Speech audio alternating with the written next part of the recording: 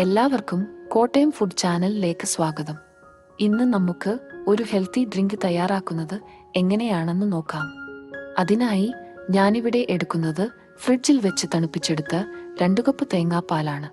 വേണമെങ്കിൽ സാധാരണ പാല് ചേർത്തും ഇത് ഉണ്ടാക്കാം.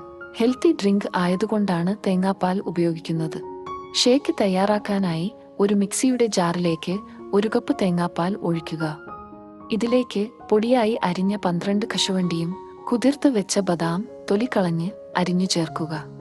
കുറച്ച് നിലക്കടല പൊടിച്ചതും 16 ഈന്തപ്പഴം കുരുകളഞ്ഞ് അരിഞ്ഞു വെച്ചതും ചേർത്ത് മിക്സിയിൽ അരച്ചെടുക്കാം.